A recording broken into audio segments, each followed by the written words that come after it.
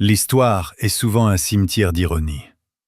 Mais la plus hantante reste la mort de Socrate, au cœur de l'Athènes antique. On nous apprend à considérer le 5e siècle avant Jésus-Christ comme l'âge d'or de la raison humaine, une époque où la démocratie est née et où la logique était reine. Mais la réalité historique est bien plus étouffante. En l'an 399 avant Jésus-Christ, la ville même qui pérorait sur la liberté et la logique a voté le meurtre de son esprit le plus brillant simplement parce qu'il posait trop de questions dérangeantes. Ce n'était pas une erreur du passé. C'était une exécution délibérée, parrainée par l'État, de la pensée critique. Aujourd'hui, nous décapons le vernis de marbre des légendes pour examiner les preuves brutes et grinçantes d'un homme qui était si ennuyeux pour l'élite qu'ils l'ont forcé à boire du poison. C'est l'histoire de la façon dont la première société libre au monde a commis un suicide historique, prouvant que même les civilisations les plus éclairées peuvent se transformer en une foule de lynchages lorsque leur orgueil est blessé. Pour comprendre pourquoi la ville d'Athènes voulait la mort de Socrate, nous devons remonter aux conséquences dévastatrices de la guerre du Péloponnèse en 404 avant Jésus-Christ. Athènes n'avait pas seulement perdu une guerre, elle avait perdu son âme. La ville était humiliée, affamée et hyper paranoïaque. Ils avaient été écrasés par Sparte et forcés de vivre sous un gouvernement fantoche brutal connu sous le nom des 30 tyrans. Lorsque la démocratie fut enfin rétablie, les gens ne cherchaient pas le progrès, ils cherchaient du sang. Ils avaient besoin d'un bouc émissaire pour leurs échecs, et Socrate, avec ses vêtements en lambeaux et son habitude d'arrêter les hommes puissants dans la rue pour prouver qu'ils étaient des idiots, était la cible parfaite. Il n'était pas un universitaire d'élite caché dans une tour. C'était un vétéran de guerre qui s'était battu dans les tranchées à Potidée, Délion et Amphipolis. Il était dur, il imposait physiquement, et il était implacable. Il avait un daimon, une voix intérieure, qui lui disait que sa mission divine était d'exposer l'ignorance de quiconque prétendait avoir de l'autorité.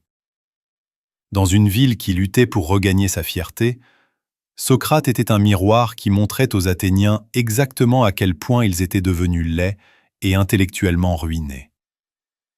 Les reçus de son procès sont conservés dans les œuvres de ses élèves, Platon et Xénophon, et ils révèlent un système juridique qui tenait plus de la vengeance mesquine que de la justice. Les accusations officielles étaient la corruption de la jeunesse et l'impiété envers les dieux. Mais si l'on regarde le contexte historique, ce n'étaient que des mots codés. Corrompre la jeunesse signifiait que Socrate apprenait aux fils de l'élite à remettre en question le statu quo. Il leur montrait que leurs pères, les généraux, les politiciens et les prêtres, ne savaient pas réellement de quoi ils parlaient. Parmi ces étudiants figuraient des hommes comme Alcibiade, un traître brillant mais perfide qui avait fait défection à Sparte, et Critias, le chef assoiffé de sang des 30 tyrans qui avait exécuté des centaines d'Athéniens. Même si Socrate n'a jamais occupé de fonction politique et vivait dans une pauvreté volontaire, le public a blâmé son enseignement subversif pour les défaillances morales de ces hommes. Il était coupable par association aux yeux d'une foule blessée et en colère. Les procureurs, Mélétos, Anytos et Lycon, ne cherchaient pas un débat. Ils cherchaient à faire taire un homme qui les faisait se sentir petits. Ils représentaient les poètes, les artisans et les politiciens. Les groupes même que Socrate avait passé des décennies à humilier sur les places publiques.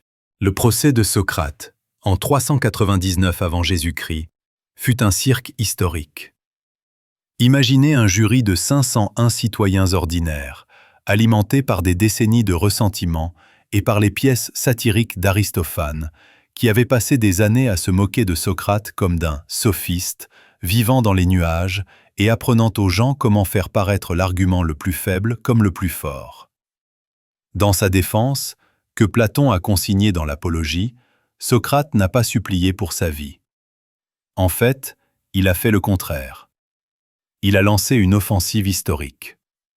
Au lieu de s'excuser, il a dit au jury qu'il était un temps envoyé par les dieux pour piquer le cheval paresseux d'Athènes afin de le faire réagir. Il leur a dit qu'il méritait une pension financée par l'État et des repas gratuits à vie aux Prytanée, un honneur réservé aux héros olympiques, pour son service à la ville. Ce n'était pas une défense, c'était un doigt d'honneur psychologique à l'ensemble du système juridique athénien. Il savait exactement ce qu'il faisait. Il forçait la ville à choisir, soit accepter la dure vérité de sa propre ignorance, soit devenir des meurtriers de sang-froid. Le vote fut d'une proximité glaçante. Sur 501 jurés, la marge de condamnation n'était que d'environ 30 voix. Mais lorsque le verdict de mort tomba, Socrate resta incroyablement calme. Il comprenait une sombre vérité philosophique que ses accusateurs ne comprenaient pas. On peut tuer un homme, mais on ne peut pas tuer une question. Le récit historique de ses derniers jours en prison est une leçon magistrale de défi psychologique. Ses amis, menés par le riche Criton, avaient soudoyé les gardes. Un navire attendait pour l'emmener en sécurité en Thessalie. Mais Socrate refusa de fuir. Il soutint que s'enfuir serait trahir le contrat social et les lois sous lesquelles il avait vécu toute sa vie. Il choisit de rester et de mourir, non par amour de la loi, mais parce que sa mort serait l'ultime, je vous l'avais bien dit, historique. Il voulait que son sang soit sur les mains de la démocratie athénienne pour toujours, transformant son exécution en une tâche permanente sur leur réputation. L'exécution elle-même, survenue à la fin du printemps 399 avant Jésus-Christ, fut un processus clinique et horrible. Dans l'Athènes antique, l'État ne vous pendait pas et ne vous coupait pas la tête. Il faisait de vous le bourreau. Il vous tendait une coupe de ciguë pilée, conium maculatum, et vous disait de la finir. La ciguë n'est pas un poison rapide ou indolore. C'est une neurotoxine qui provoque une paralysie ascendante. Les récits historiques décrivent Socrate buvant calmement la concoction alors que ses amis hurlaient de douleur. On lui ordonna de marcher jusqu'à ce que ses jambes soient lourdes. Il sentit ses pieds se refroidir, puis ses jambes, tandis que le poison arrêtait lentement son système nerveux, remontant vers son cœur. Même dans ces derniers instants, il enseignait, analysant les sensations physiques de sa propre mort avec le même détachement qu'il utilisait pour un syllogisme logique. Ses derniers mots furent une demande à son ami Criton. « Je dois un coq à Asclépio. N'oublieras-tu pas de payer cette dette ?» Asclépio était le dieu de la guérison. En disant cela, Socrate suggérait que la vie elle-même était une maladie, un état de confusion et d'ignorance, et que la mort était la guérison ultime. C'était sa dernière plaisanterie sombre aux dépens de l'existence humaine. Les retombées historiques de cette exécution furent immédiates et dévastatrices. Athènes comprit presque instantanément qu'elle avait commis une erreur catastrophique. Selon certaines traditions historiques, la ville entra dans une période de deuil profond, fermant les gymnases et les écoles. L'accusateur principal, Mélétos, aurait été condamné à mort et les autres poussés à l'exil. Mais le mal à l'âme athénienne était fait. La mort de Socrate marqua la fin de l'âge d'or de l'honnêteté intellectuelle athénienne. Elle envoya un message clair et terrifiant à tout penseur qui suivrait. Si vous creusez trop profondément les fondations de la société, la foule vous tuera.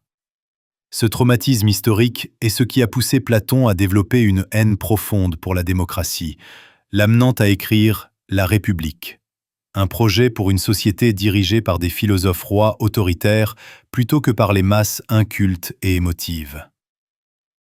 Si nous regardons le côté sombre de cette histoire, nous devons nous poser une question difficile. Socrate était-il aussi responsable de sa propre fin ? C'était un homme qui a démantelé à dessein le tissu social et religieux de sa ville pendant son moment le plus faible et le plus vulnérable. Il n'a pas proposé de nouvelles religions, de nouveaux gouvernements ou de nouvel ensemble de morale. Il n'a offert que le doute. Pour les citoyens épuisés et brisés d'Athènes, il était comme un termite rongeant les derniers piliers de leur stabilité. Il était une icône sombre, parce qu'il a prouvé que la vérité ne vous libère pas nécessairement. Souvent, elle vous fait simplement tuer. Il a militarisé la logique au point que la société ne pouvait plus fonctionner en sa présence. Il a choisi d'être un martyr parce qu'il a réalisé qu'un philosophe mort est bien plus influent qu'un philosophe vivant. En mourant, il a échappé aux fragilités de la vieillesse et s'est assuré une place en bout de table de la civilisation occidentale pour les 2 millénaires suivants. Aujourd'hui, nous utilisons la méthode socratique dans les facultés de droit et les universités d'élite. Mais nous oublions souvent le sang et la rancœur qui l'ont payé.